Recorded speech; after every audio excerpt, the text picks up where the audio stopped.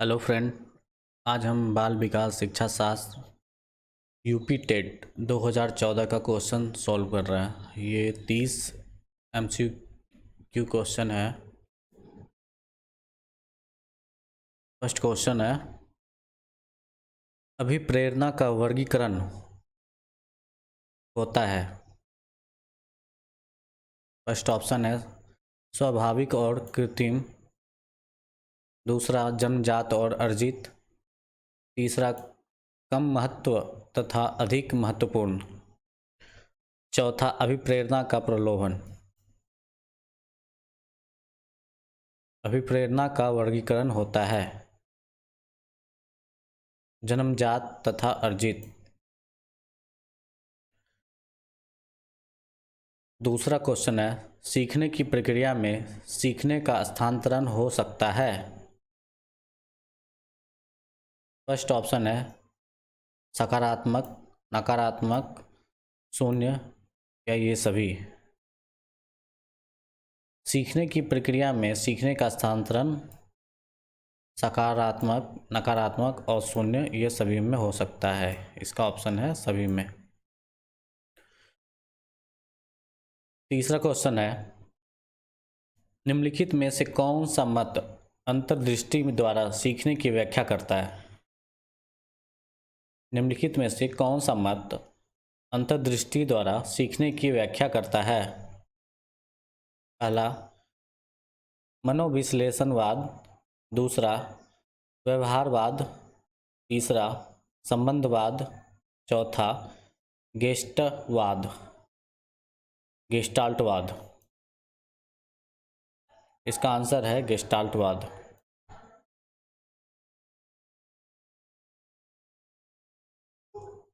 चौथा क्वेश्चन है, किस मनोवैज्ञानिक ने सीखने की सामग्री के रूप में निरर्थक शब्दों का प्रयोग किया है। किस मनोवैज्ञानिक ने सीखने की सामग्री के रूप में निरर्थक शब्दों का प्रयोग किया है। फर्स्ट है William James, Skinner, Ebbinghaus, Bartlett.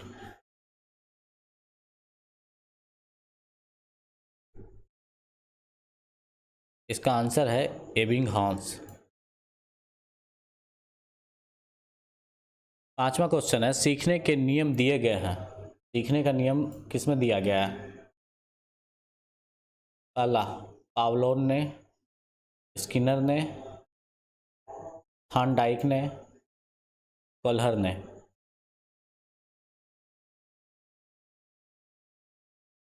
इसका आंसर है थॉर्नडाइक ने। सीखने के नियम थॉर्नडाइक ने दिए हैं। इसके बाद है छठा क्वेश्चन, सीखना क्या है। सीखना,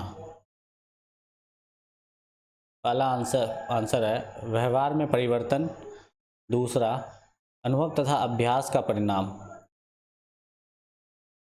तीसरा व्यवहार में अपेक्षाकृत अस्थायी परिवर्तन, चौथा उपयुक्त सभी।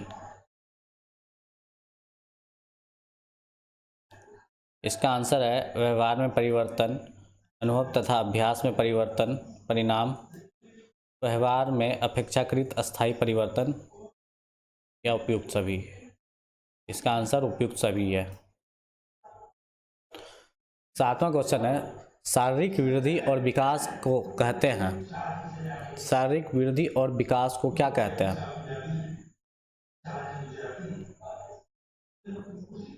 तत्परता, गतिशीलता, अभिवृद्धि, आनुवांशिकता। शारीरिक वृद्धि और विकास को क्या कहते हैं। शारीरिक वृद्धि और विकास को अभिवृद्धि। आठवां क्वेश्चन है, चिंतन संज्ञानात्मक पक्ष में एक मानसिक क्रिया है। यह कथन किसका है। चिंतन संज्ञानात्मक पक्ष में एक मानसिक क्रिया है, यह कथन किसका है। पहला ऑप्शन डीवी द्वारा, गिलफर्ड द्वारा, क्रूज द्वारा, रॉस द्वारा। इसका आंसर डी, रॉस द्वारा।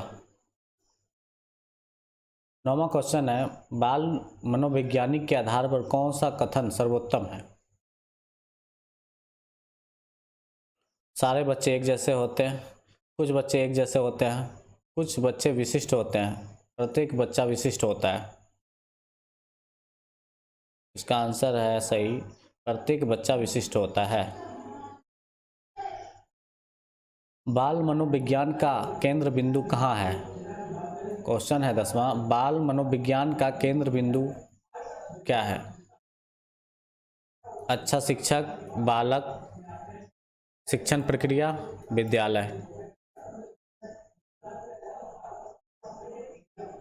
इसका आंसर है बालक। बाल मनोविज्ञान का केंद्र बिंदु बालक है।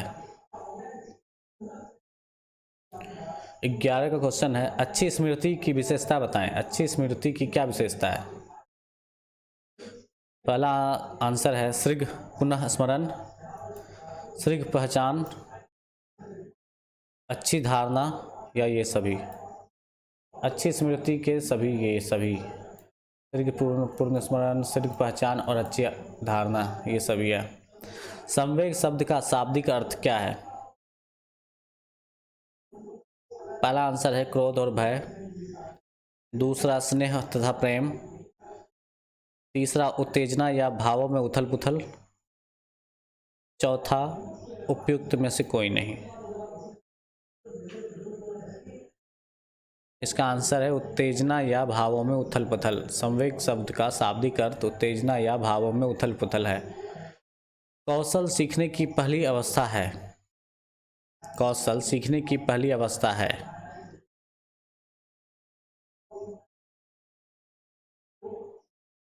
यथार्थता, कल्पना शक्तिशीलता, समन्वय, अनुकरण। इसका आंसर है अनुकरण। कौशल सीखने की पहली अवस्था अनुकरण है। 14 का है, मानसिक आयु के प्रत्यय का सर्वप्रथम प्रयोग किया गया।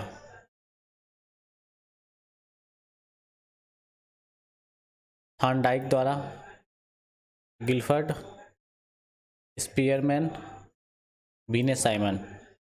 इसका आंसर है बीने साइमन। 15 का क्वेश्चन है, शैशवावस्था के लिए उत्तम शिक्षण विधि क्या है? शैशवावस्था के लिए उत्तम शिक्षण विधि क्या है?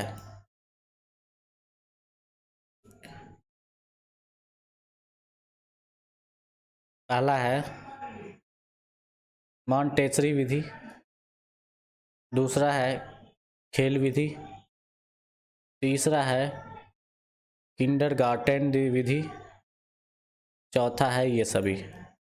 इसका आंसर ये सभी। 16वां क्वेश्चन है, बालक विकास में प्रक्रिया पर बल है, वातावरण और अनुभव की भूमिका पर बल है, गर्भावस्था से किशोरावस्था तक का अध्ययन होता है, उपयुक्त सभी। इसका आंसर भी उपयुक्त सभी है। मानव विकास में प्रक्रिया पर बल है, वातावरण और अनुभव की भूमिका पर बल है, गर्भावस्था की किशोरावस्था तक का अध्ययन होता है, उपयुक्त सभी। 17 का बाल विकास का अध्ययन क्षेत्र है। बाल विकास का अध्ययन क्षेत्र है। पहला आंसर है बाल विकास की विभिन्न अवस्थाओं का अध्ययन होता है, दूसरा वातावरण का बाल विकास पर पड़ने वाला प्रभाव का अध्ययन होता है, तीसरा व्यक्तित्व विभिन्नताओं का अध्ययन होता है, चौथा उपयुक्त सभी।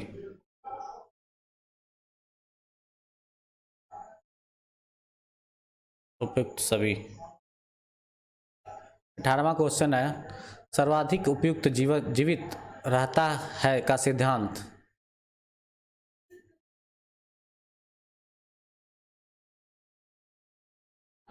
लेमार्क का, हैरिसन का, डार्विन का, मैकडूगल का। डार्विन का। 19वां क्वेश्चन है, बीने साइमन परीक्षण द्वारा मापन किया जाता है। बीने साइमन परीक्षण द्वारा मापन किया जाता है सामान्य बुद्धि का, विशिष्ट बुद्धि का, अभिव्यक्ति का, अभिक्षमता का।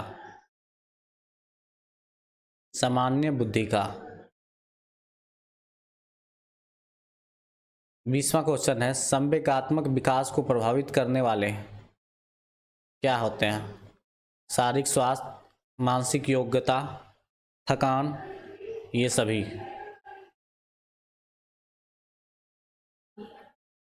इसका आंसर है शारीरिक स्वास्थ्य।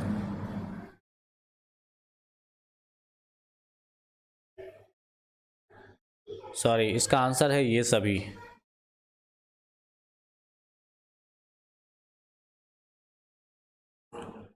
संवेगात्मक विकास को प्रभावित करने वाले शारीरिक स्वास्थ्य, मानसिक योग्यता और थकान, ये सभी इसका आंसर है। 21वां क्वेश्चन है, सामाजिक प्रत्याशाओं के अनुरूप व्यवहार की योग्यता का अधिगम सामाजिक विकास कहा जाता है। उक्त कथन किसका है? हरलॉक का, टीपी नन का, मैकडूगल का, राउस का।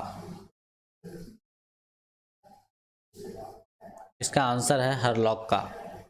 सामाजिक प्रत्याशाओं के अनुरूप व्यवहार की योग्यता का अधिगम सामाजिक विकास कहा जाता है। यह कथन हरलॉक का है।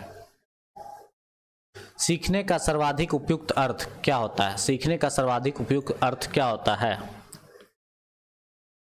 पहला कौशल अर्जन, ज्ञानार्जन, व्यवहार में परिमार्जन, व्यक्तित्व समायोजन। इसका आंसर है व्यवहार में परिमार्जन।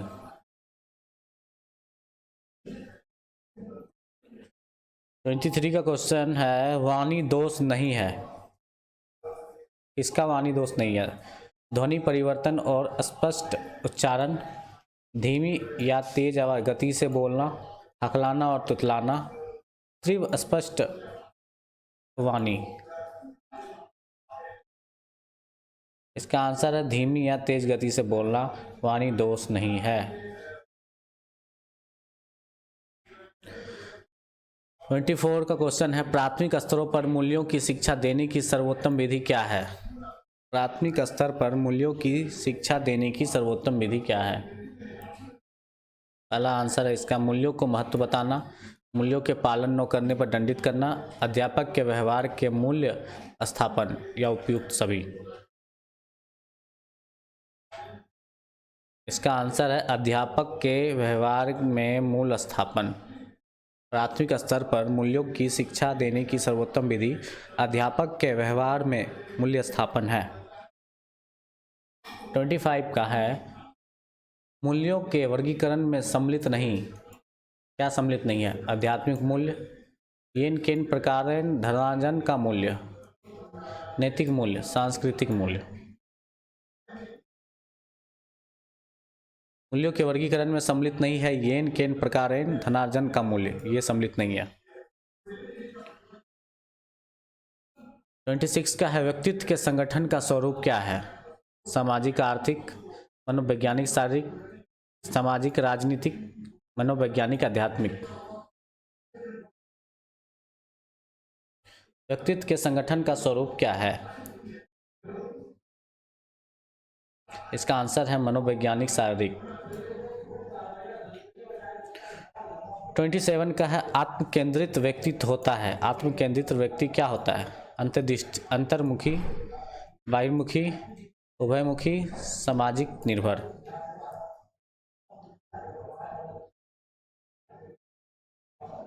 इसका आंसर है अंतर्मुखी। आत्म केंद्रित व्यक्ति होता है अंतर्मुखी होता है। 28 का है, अपने कर्ज बल को बाहर की ओर अभिव्यक्त करने वाले व्यक्तित्व का प्रकार होता है लिबिडो। इसका आंसर है ज्ञानात्मक व्यक्ति, कलात्मक व्यक्ति, बहिमुखी, धार्मिक व्यक्ति। इसका आंसर है बहिमुखी व्यक्ति। 29 का है, कक्षा 4 का एक बच्चा सदैव चिंतित और कुंठित रहता है। आप उसके अभिभावक से शिकायत करेंगे या मनोचिकित्सक के पास ले जाएंगे या स्वयं परामर्शदाता की भूमिका का निर्वाह करेंगे या उसे अपने भाग पर छोड़ देंगे? आप कक्षा 4 के एक बच्चा सदैव चिंतित और कुंठित रहता है तो क्या हम क्या करेंगे उसके लिए? उसके अभिभावक से शिकायत करेंगे। या उसे स्वयं परामर्शदाता की भूमिका का निर्वाह करेंगे?